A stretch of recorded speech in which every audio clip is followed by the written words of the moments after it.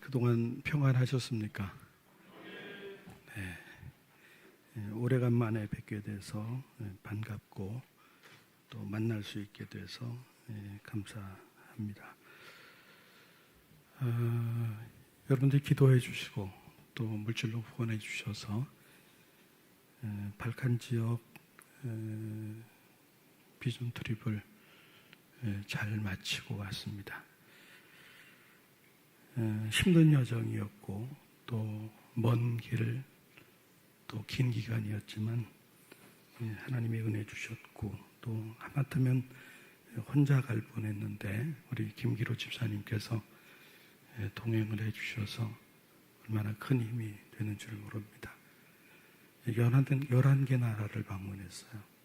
15박 16일 동안 11개 나라를 방문하면서 7분의 선교사님을 만나서 교제하고 또 이야기도 들어주고 기도도 해드리고 또 식사도 대접해드리고 식사도 대접받고 또 후원금도 전달해드리고 복음의 씨앗을 조금이라도 이렇게 뿌리면서 다녀왔습니다. 일정 기간 동안 마스크를 벗고 다녔어요. 왜냐하면 마스크 쓴 사람이 아무도 없어서 저도 그냥 어색해서 벗고 다녔는데 한국 귀국하자마자 보건소 가서 코로나 검사했는데 그 다음날 아침에 음성입니다. 이렇게 통보가 와서 참 감사하다 그런 생각을 가졌습니다. 11개 나라 어느 나라도 외부에서 실내에서 마스크를 쓰는 나라는 제가 볼 수가 없었습니다. 독일 잠깐 방문했는데 지나치는 길에 독일 지하철에서는 마스크를 쓰더라고요. 밀폐된 공간이니까 그런 데서는 마스크를 쓰고 그 외의 공간에서는 마스크를 쓰는 사람이 없고 사람들도 깐난쟁이 애기들 돌도 안 되고 100일도 안 된 애기 같은 애들도 품 안에 안고 다니고 또 유모차에 태우고 다니는 모습을 보면서 아직도 여전히 코로나 위험은 있지만 그래도 많이 위험이 이렇게 적어졌구나 하는 것을 느낄 수가 있었습니다. 그래서 좀 교회에 대한 바람은 이제 좀 기도하며 준비해서 내년 새해부터라도 단기 선교, 발칸 지역만이 아니더라도 교회가 그동안 해왔던 발칸 지역을 포함한 단기 선교들을 지속적으로 해나가도 되겠다. 좀 선교에 기지개를 폈으면 좋겠다 하는 그런 바람의 말씀을 드립니다. 제가 이렇게 목회를 하면서 쭉 돌아보니까 하나님께서 제게 주신 은사들이 여러 개 있는데 그 은사 중에 한 개가 때로는 저를 불편하게 하고 또 다른 사람을 불편하게 하는 그런 은사가 하나 있어요. 제가 하나님 앞에 이렇게 기도했던 적이 있어요. 하나님 이 은사 좀 거두어 가주세요. 하나님 나도 불편하고요. 남도 불편하게 만드는데 하나님 이런 은사 주셔서 그래요. 좀 거두어 가주세요. 그렇게 기도했던 적이 있습니다. 근데 그 은사가 무엇이니까 하면 설교를 길게 하는 은사입니다. 설교를 길게 하는 은사. 공감하시죠? 제가 20년 동안 설교를 했으니까 오늘도 제가 좀 간단하게 보고하고 말씀 전할 건데 좀 설교가 길어진 듯하다 이렇게 생각이 들면 하나님 우리 원로 목사님 좀 은사를 거두어가 주세요. 이렇게 여러분들이 기도하시면 되겠습니다. 제가 은퇴하고 나서 하나님이 저에게 2개의 바퀴를 갈아 끼워줬어요. 우리 은퇴를 갖다 리타이어 이렇게 영어로 부르지 않은 리타이어 바퀴를 갈아 끼웠다. 하나님 저에게 북부교회 사역을 내려놓고 새로운 바퀴 2개, 하나는 농어촌교회 사역연구소, 농어촌교회 돌아보아라. 또 하나의 바퀴는 GMS 우리 교단 세계선교회 명예선교라 사라고 하는 바퀴를 끼워줬어요. 그래서 선교사들 돌아보면서 석예 선교에 기여해라 하는 이런 2개의 바퀴를 끼워줘서 하나님이 그런 자리를 주셨는데 자리값 해야지. 주님 언제 부르셔도 주 앞에 설 텐데 달려갈 길 마치는 날까지 내가 달려가야지. 믿음 지켜야지. 주님 앞에 서는 날 부끄러움 당하지 않고 주님 앞에 잘했다, 착하고 충성된 종이라 이렇게 칭찬받아야 되지. 그런 마음을 가지고 때로 몸이 불편해서 가지고 있는 어떤 지병 때문에 힘든 그런 순간들이 있지만 그래도 어차피 주님 부르시면 가야 될 그런 제한된 인생을 사는데 그렇게 뭐 아끼지 말고 주님 원하시면 사용하자, 그런 마음 가지고 농촌교회 섬기느라고 또 힘을 기울이고 있고, 또 지난번에 몽골에 다녀오고 또 발칸에 다녀왔습니다. 이것이 가능한 것은 첫째는 하나님의 은혜고, 또 교회가 후원해주고 성도들이 후원해주고 여러분들이 기도해줘서 이런 일들이 가능한 것이라고 말씀을 드립니다. 먼저 그 PPT를 통해서 잠깐 좀 보고를 하겠습니다. 하반기의 사역 보고인데, 먼저는 1, 2차 몽골 단기 선교, 그 다음에 농어촌 교회 사역연구소 11월 예정 사역을 좀 말씀을 드리도록 하겠습니다. PPT 좀 넘겨주세요. 네. 몽골 단기 선교 기간 동안 그 7월 달에 다녀왔는데 5박 6일에 울란바토르에서 GMS 선교사 가족 위로회를 가졌습니다. 울란바토르인 선교사님들 가족들 초청해서 대접하는 그런 시간을 가졌습니다. 그리고 중부른 교회, 우리 교회가 40주년 기념으로 중부른 문화센터를 세운 그런 지역인데, 우리 이동훈 선교사님과 함께 기차로 또 승용차로 이동을 했습니다. 그래서 중부른 교회를 방문을 했고, 그곳에 무응채책 사역자와 함께 만나서 교제하고 교회 상황을 파악을 하고 또 앞으로의 계획을 갖다가 사역을 나눴습니다. 이 지금 사진은 그 무응채책이라고 하는 사역자가 사는 그런 주택인데 마음이 너무 안 좋아요. 너무 안 좋아요. 너무 열악하고 좀 판잣집 이런 집에서 사는 있어서 제가 몽골을 다녀오고 난 다음에 교회 목사님에게 또 장로 몇몇 분들에게 이 사태 어떻게 좀 개보수할 수 있었으면 좋겠다 하는 그런 말씀도 드렸습니다. 원래 그곳에 가서 이인권 목사님 교회에서 한 500만 원 들여서 저 집을 좀 수리를 하려고 그랬는데 이 500만 원이 아까울 것 같아요. 하나마나 티도 안 나고 모양새도 안 나고 그래서 앞으로 개보수 계획이 세워지면 그 헌금을 갖다 같이 합해서 그 일을 좀 진행했으면 하는 그런 바람이 있습니다. 그리고 하르허릉이라고 하는 지역에 가서 목회자 세미나를 가졌고 그 지역의 목회자들을 좀 격려하는 그런 시간을 가졌습니다. 장학금도 전달하고 그 지역 목회자들에게 좀 헌금도 전달해주는 그런 시간 가졌고, 또 그 교회 목회하는 목사님 자녀분들 장학금도 개별적으로 전달해드렸고 게르에서 좀 생활하는 시간도 가져봤습니다. 그리고 그 다음에 이제 저희들이 다녀오고 나서 수원 온누리교회 박호성 목사님 팀이 다시 중부른을 방문해서 게르 교회를 봉헌을 했습니다. 그래서 요 모습인데 거기서 예배 봉헌 예배의 모습인데 참 그동안에 무응채책 또 이동훈 선교사님 이런 분들이 바트 사역자 이분들이 애를 많이 써주셔서 그 지역의 아이들이 복음을 듣고 많이 자랐어요. 희망이 있어요. 많은 아이들이 모이는 모습들 이렇게 많이 모여 있어요. 감사하죠. 계속해서 여러분들 기도해 주시기를 바랍니다. 그리고 농어촌 사역연구소 보고인데 첫 번째는 여수 횡간도 교회 복음선박 글로리오를 구입하는데 1,000만 원의 헌금을 후원을 해드렸습니다. 여러분이 아시는 대로 우리 임숙 집사님 남편 고 이천만 집사님 너무 일찍 세상을 드셔서 안타깝죠.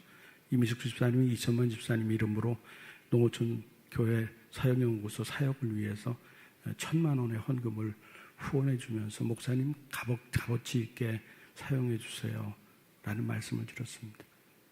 그 헌금을 받아놓고 그냥 흩어지는 돈으로 쓰고 싶은 마음이 없어서 기도하는 중에 어떻게 하면 의미 있게, 어떻게 하면 뜻 있게 사용할까를 생각하며 기도하다가 딱 용처를 만났습니다. 여수에 가면 여수 끝자락에서 배를 타고 한 7, 8분 정도 들어가면 횡간도라고 하는 섬이 있는데 그 횡간도에서 횡간도 교회가 있고 이기정 목사님이라는 분이 사역하는 교회인데 이 배 때문에 굉장히 많은 애를 먹고 어느 정도의 배 중고죠. 물론 중고 배를 구입하는 비용은 준비했는데 마지막 모자람이 있어서 그 애를 위해서 기도하고 있었고 요청이 들어와서 그 1,000만 원의 그 헌금을 이미숙 집사님 주신 헌금을 그쪽으로 그대로 흘려보냈습니다. 예, 참 하나님이 귀한 일 하게 하셨다 하는 생각이 들어서 감사합니다. 그 다음에 강원도 농어촌 교회를 방문했는데 이것은 우리 교단 신문인 기독신문에서 관심을 갖고 취재를 해줘서 기독신문에 꼭지기사로 나가기도 했습니다. 그래서 지금 교단에서도 그렇고 기독신문에서도 그렇고 저와 농어촌 교회 사역연구소의 활동에 대해서 주목하고 있어요. 어떻게 활동하나, 어떻게 기여하나라고 하는 것을 참 긍정적인 면에서 지켜보고 있고 또 도와주고 있어서 너무 감사합니다. 속초 순복음교회를 다녀왔고요.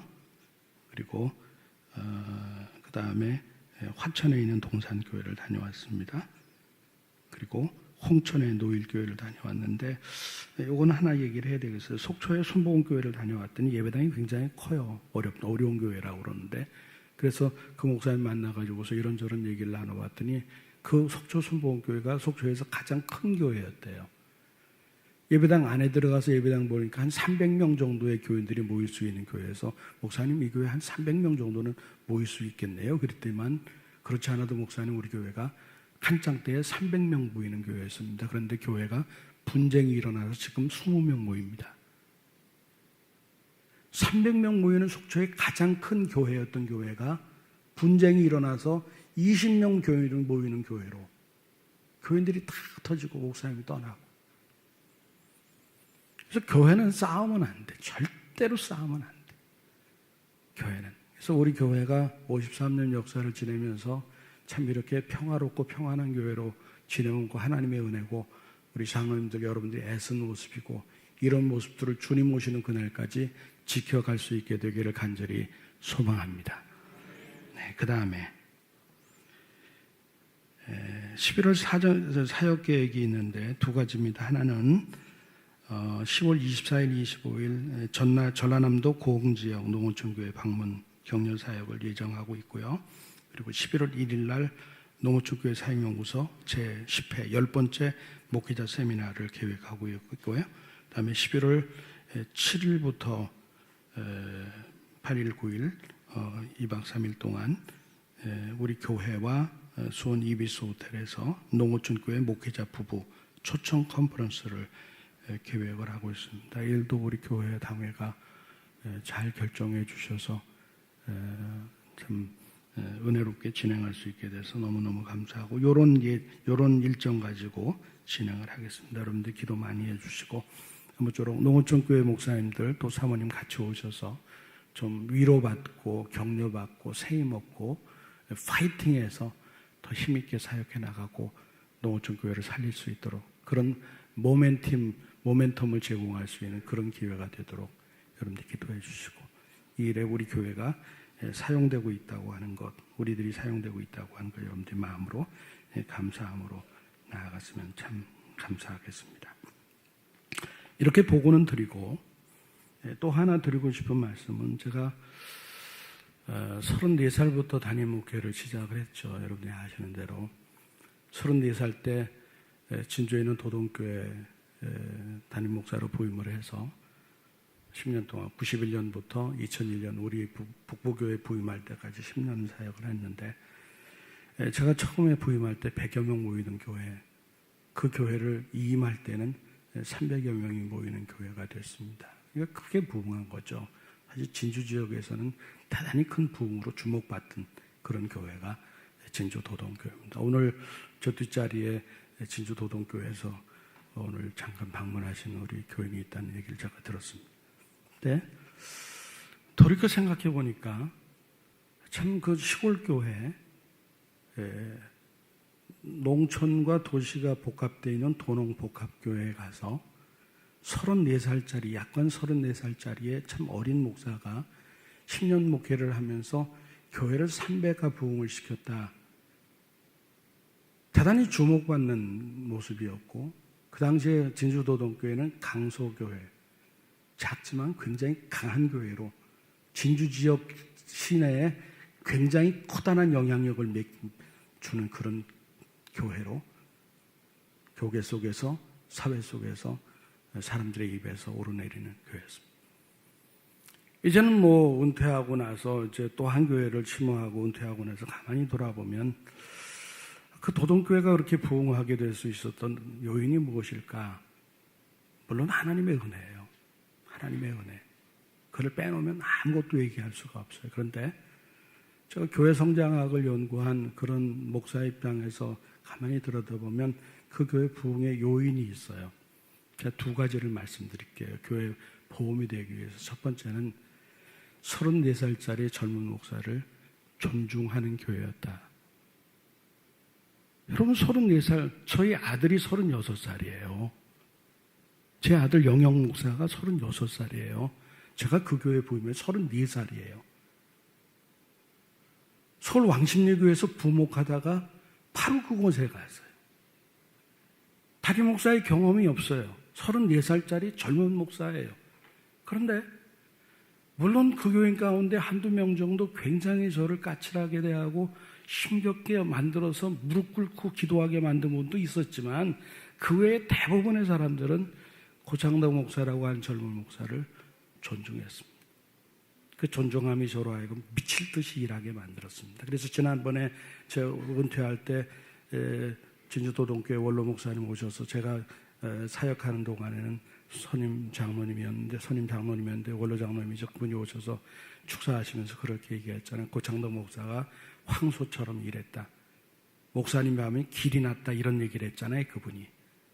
근데 그렇게 일을 할 수 있도록 만든 요인이 어디였었는가?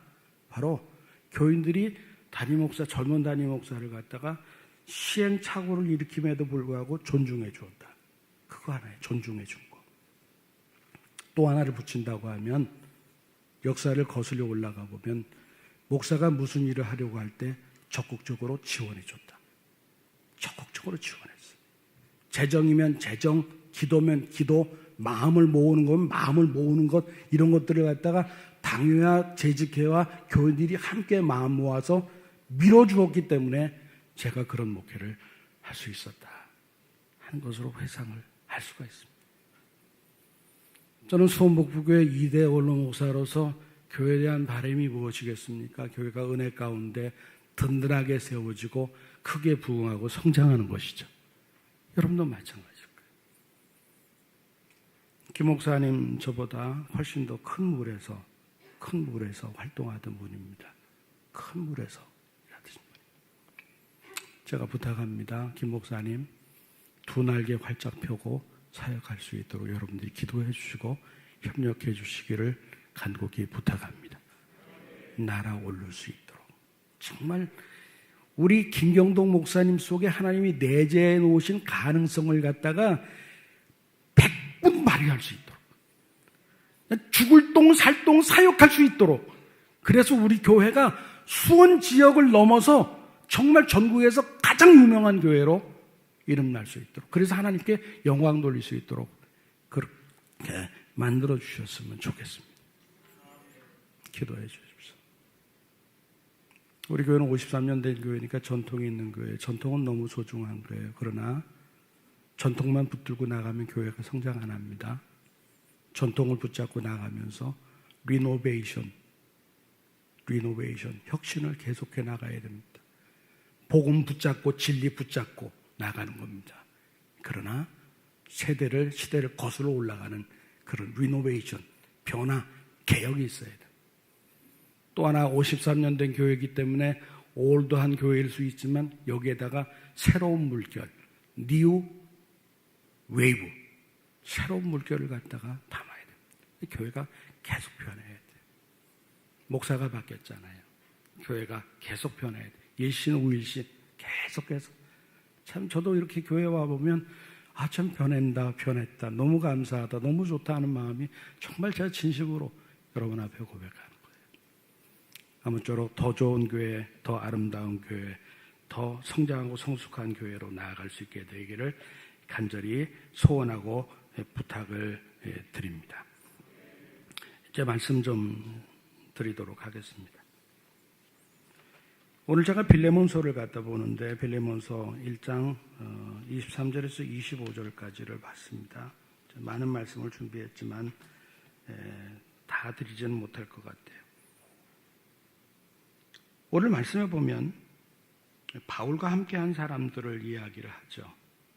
오늘 본문에 5명을 얘기합니다. 바울과 함께했던 사람들 5명을 얘기하는데 이 5명을 두 가지 부류로 나눠본다면 한 부류의 사람은 바울과 함께 갇힌 자들, 감옥에 갇힌 자들, 그리고 또 하나는 바울과 함께 동역한 사람들, 이렇게 두 부류로 나눌 수가 있습니다. 우리 23절을 한번 같이 보겠습니다. 23절, 24절 같이 읽어보겠습니다. 23절, 24절 시작. 그리스도 예수 안에서 나와 함께 갇힌 자 에바브라와 또한 나의 동역자 마가, 아리스다고, 데마, 누가가 문안하느니라. 아멘. 먼저 생각하고 싶은 사람은 에바브라라고 하는 사람이죠. 빌레몬서에서 말하는 나와 함께 갇힌 자, 바울과 함께 갇힌 자, 바로 에바브라. 그런데 우리가 이 빌레몬서와 같은 시기에 쓰여진 동종의 옥중서신인 골로새서 4장에 보면 에바브라만이 아니라 아리스다고도 바울과 함께 갇힌 자라고 말씀하고 있습니다. 그래서 이 바울과 함께 옥에 갇힌 사람이 누군가 하면 에바브라와 아리스다고 두 사람입니다. 우리가 물어야 될 것은 이거죠. 이 두 사람이 도대체 왜 바울과 함께 옥에 갇혔을까? 무슨 죄를 저질렀기에, 무슨 악행을 저질렀기에 그들이 감옥에 갇혔을까? 그들은 하나님의 신실한 종입니다. 교회를 대표해서 바울과 함께 예루살렘 교회를 방문했던 사람들입니다.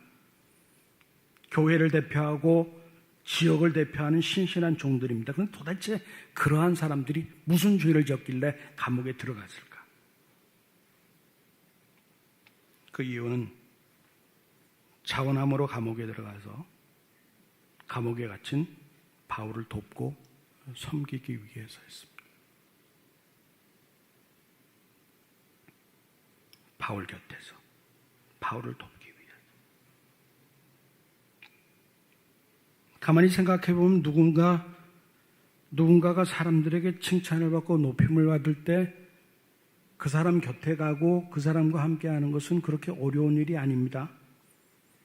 그런데 어떤 사람이 바울처럼 감옥에 가 있거나 어떤 면에서 평생 살았던 삶이 부정될 수 있는 그런 위험이 눈앞에 보이는데도 불구하고 그런 사람 포기하지 않고 자기 자유도 유보하고 자기의 모든 것들도 다 내려놓고 그런 사람 곁에 가서 그런 사람을 돕고 섬긴다고 하는 것, 이것은 쉬운 일이 아닙니다.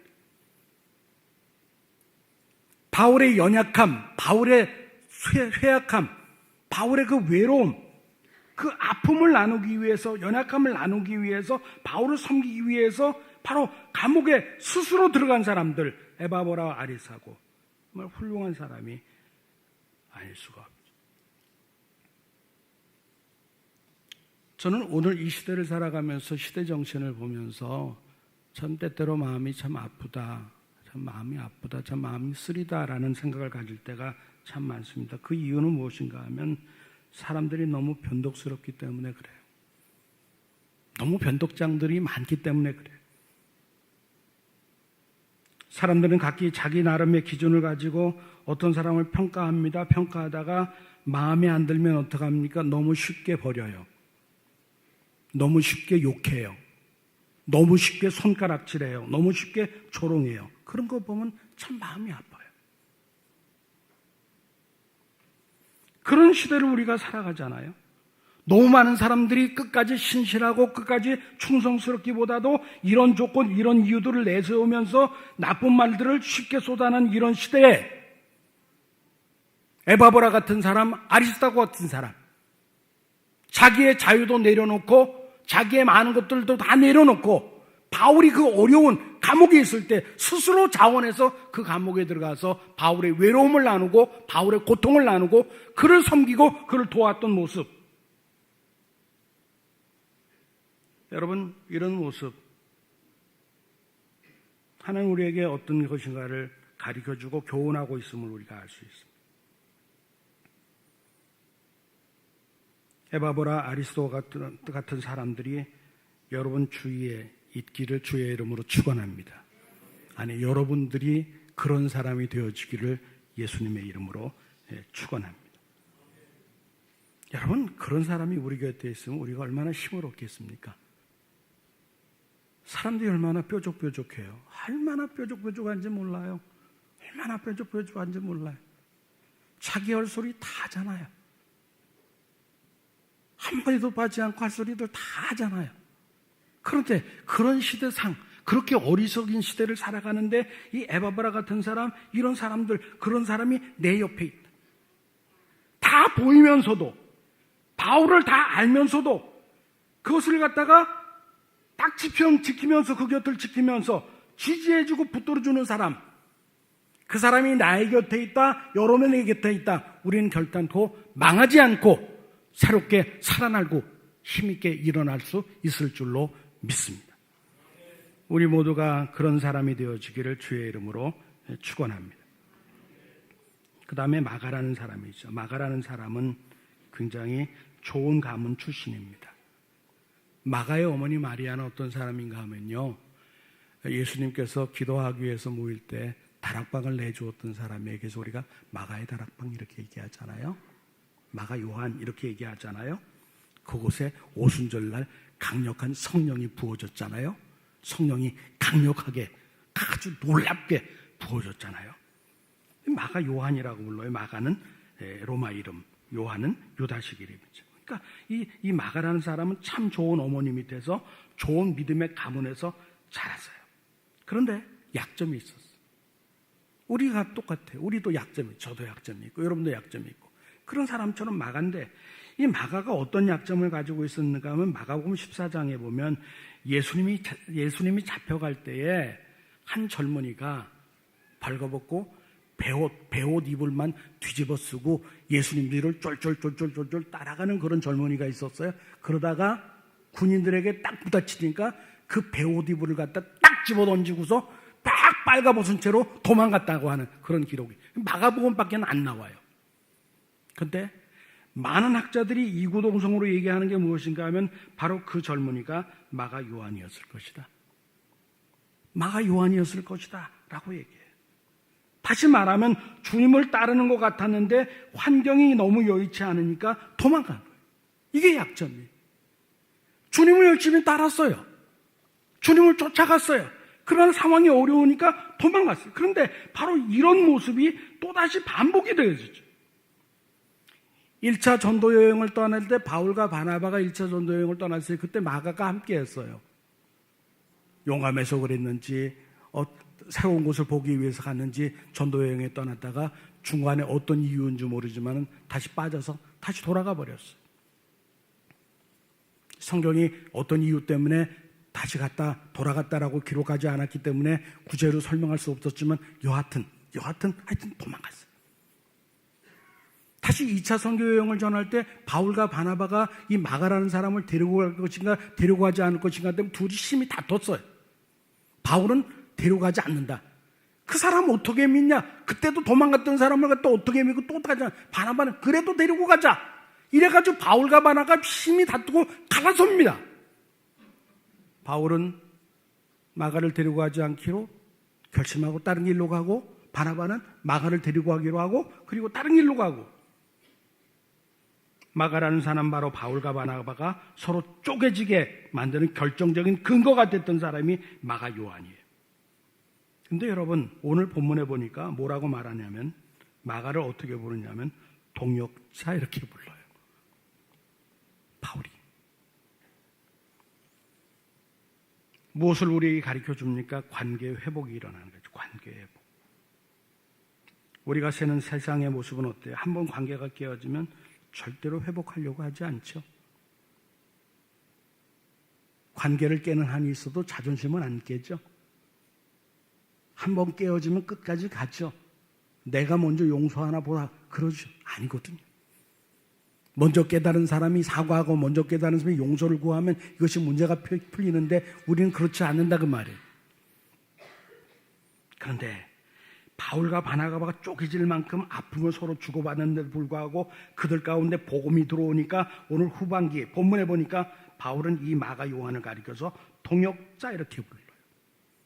또 바울이 생애 마지막에 가장 외롭고 힘들게 썼던 서신인 디모데후서에 보면 디모데후서 4장 11절에 뭐라고 말하냐면 내가 올 때 마가를 데리고 오라 그가 나의 일에 유익하니라 이렇게 말합니다. 사랑하는 성도 여러분, 인생을 살면서 신앙생활하면서 혹시라도 깨어진 인간관계가 있습니까? 그렇다면 오늘 이 말씀이 매개체가 되어서 그 관계가 회복되어질 수 있기를 주의 이름으로 축원합니다. 또 하나 데마라는 사람이에요. 바울을 가장 외롭게 만들었던 장본인. 디모데후서 4장을 우리가 가만히 읽어보면 바울의 노년 또 바울의 사역의 말기 가장 외로웠고 가장 고통스러웠다 하는 것을 우리가 읽어낼 수가 있었습니다.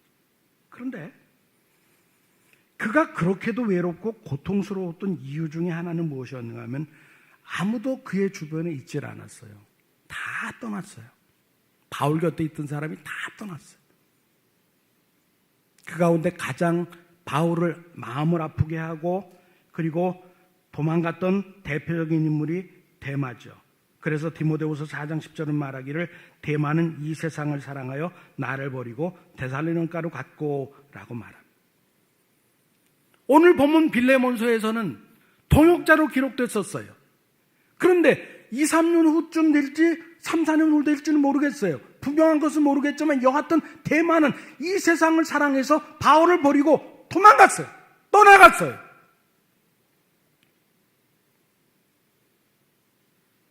바울의 가슴을 찢었던 제일 대표적인 인물이 데마죠. 데마는 잘 출발한 사람이었습니다. 그래서 바울이 이 빌레몬서를 쓰고 있던 순간에는 동역자라고 그렇게 소개되었던 사람이었습니다. 그러나 끝까지 못 갔어요. 바울의 생애를 얼마 남겨놓지 못하고 데마는 세상 사랑에서 데살로니가로 돌아갔습니다. 여러분 우리가 기억해야 됩니다. 세상 사람들의 관심은 누가 먼저 꼬린점에 도착하느냐죠. 누가 먼저 성공하냐, 누가 먼저 돈 버냐, 누가 먼저 높은 자리에 오냐. 그러나 주님의 관심사는 그건 아니에요. 하나님께서는 우리 각자에게 주신 재능, 달란트를 알기 때문에 누가 먼저 도착할지 누가 늦게 도착할지를 다 알아요. 그래서 하나님의 관심사는 거기에 있질 않아요. 하나님의 관심사는 무엇이에요? 내게 맡겨진 일을 갖다가 끝까지 수행하느냐 그거예요. 끝까지 완주하느냐 그거예요. 내가 얼마나 빨리 하느냐, 내가 얼마나 많이 이루냐 그것이 아니라 내게 맡겨진 인생 동안 내게 맡겨진 일을 얼마나 끝까지 주님 앞에 서는 그날까지 내 인생이 마치는 그날까지 완주하느냐, 끝까지 가느냐, 주님의 관심사가 바로 이거라고 말이에요. 대만 어땠습니까? 중도에 포기했어요. 사랑하는 여러분, 우리가 인생을 살다 보면 넘어질 수 있습니다. 그러나 다시 일어나야 됩니다. 그리고 다시 나아가야 됩니다. 언제까지? 주님 오시는 그날까지, 주님 만나는 그날까지. 끝까지 충성스럽게 그 길을 달려가는 것, 이것이 바로 데마의 모습 속에 보여주는 교훈입니다. 마지막 한 사람 누가죠? 제일 매력적인 사람, 정말 가장 닮고 싶은 사람이 바로 이 누가라는 사람. 누가가 언제 어떻게 거듭났는지는 모르겠어요. 누가는 유대인이 아니라 이방인이에요. 거기다가 의사예요. 누가는 여러분이 아시는 대로 사도행전의 저자고 누가복음의 저자예요. 근데 성경을 보면 누가라는 이름이 나타나질 않아요. 드러나질 않아요. 왜냐하면 누가 자신이 자기 이름을 철저하게 숨겼어요. 감췄어요. 이름도 없이 빛도 없이 그렇게 살았어요. 그런데 이 누가를 갖다 추측할 수 있는 것은 무엇인가 하면 사도행전 16장 이하부터 보면 일정한 부분 동안 나타나지 않던 단어 하나가 나타나요. 우리라는 단어가 나와요. 우리. 그 우리라는 말씀 속에 누가가 포함된 자기 이름 누가라는 이름을 얘기하지 않고 그리고 우리라는 모습 속에 그대로 파마해요. 그래서 그 말씀을 보면서 아하, 누가가 바울과 함께 2차 전도여행 같이 했구나, 3차 전도여행 같이 했구나, 예루살렘으로 같이 돌아왔구나, 그리고 바울이 로마로 압송될 때에 바울과 함께 로마까지 갔구나 하는 것을 알 수가 있습니다. 바울의 생애 마지막에 썼던 그 아프고 외로웠던 시간에 모두가 나를 버리고 떠났다 그렇게 썼던 시간에 누가만 나와 함께 있다, 누가만 나와 함께 있다 이렇게 바울은 쓰고 있어요. 누가는요 그렇게 살았어요. 이름도 없이 빛도 없이 살았어요. 자기 이름 감추면서 드러내지 않으면서 살았어요.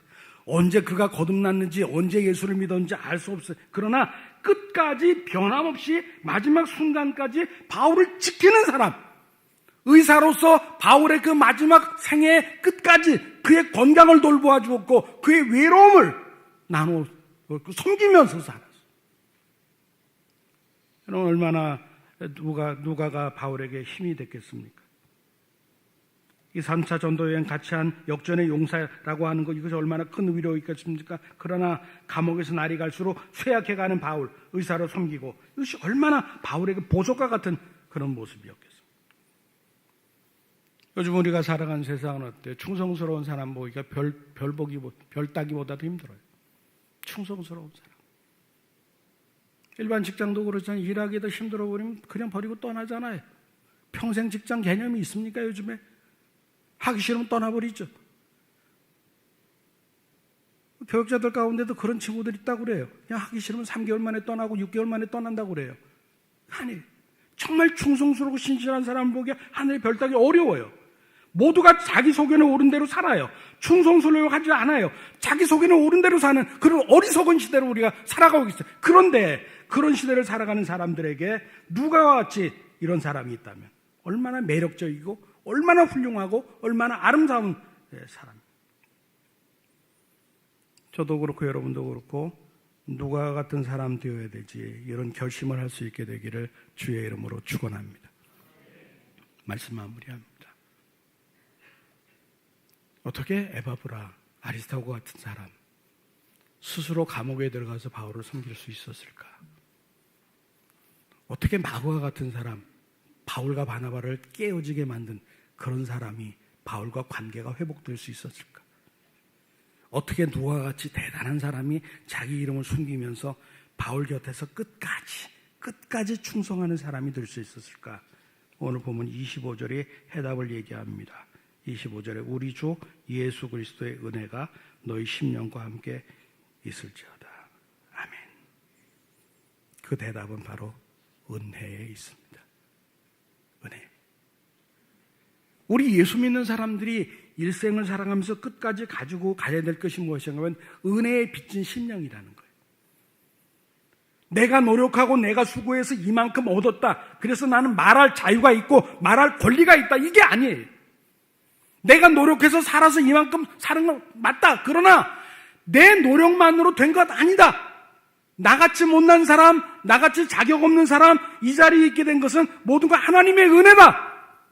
바로 이 은혜를 고백하는 은혜의 심령을 가진 사람, 그런 사람들 속에서 하나님이 역사하시고 그런 은혜를 받은 사람들의 모습들이 오늘 성경에 기록된 것임을 우리가 기억을 해야 돼요. 여러분, 성도의 시작은 은혜예요. 은혜로부터 시작해서 은혜로 마무리가 돼요. 꼭 기억하세요. 만약에 우리가 신자로 살아가면서 은혜에 대한 감각을 잃어버리면 성도로서 모든 것을 잃어버리는 거예요. 은혜, 은상 가은의 은혜, 우리가 계속해서 구해야 돼요. 그 은혜에 대한 감각을 잃어버리면 안 돼요. 내가 내 힘으로 살아온 겁니까? 내가 능력으로, 내 노력으로 살아온 겁니까? 아니에요. 우리는 원래부터 자격 없는 사람이에요.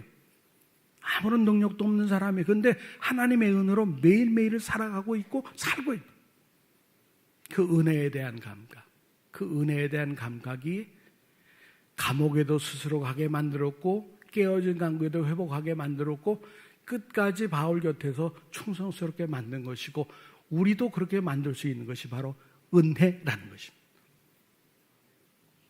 사랑하는 성도 여러분, 오늘 우리는 바울과 함께한 사람들의 이야기를 나눴습니다. 교회는 어떤 공동체입니까? 주님과 함께하는 공동체. 아멘. 교회는 성도들과 함께하는 공동체죠. 바로 이 공동체가 주님 앞에 온전하게 서려면 이 교회 속에서 작동해야 될 원리는 무엇인가? 이 교회 속에서 계속해서 움직여야 될 동력은 무엇인가? 바로 은혜입니다. 은혜. 은혜의 감각을 잃어버리지 말고 은혜 속에서 숨쉬고 은혜 속에서 말하고 은혜 속에서 행동하고 은혜 속에서 살아가서 우리 교회가 더 큰 하나님의 은혜의 공동체가 되어 하나님께 영광 돌리고 크게 부흥되어서 하나님의 손에 쓰임받는 교회 되고 성도들이 되어지기를 예수님의 이름으로 축원합니다. 하나님 아버지 감사합니다. 부족한 종의 말씀 전해서 빌레몬서에 기록된 귀한 사람들, 스스로 감옥에 간 사람, 바울의 동역자가 되었던 사람처럼 아름답게 본받을 만하게 살아갈 수 있도록 우리에게도 날마다 은혜를 부어 주옵소서. 예수님의 이름으로 기도드리옵나이다. 아멘.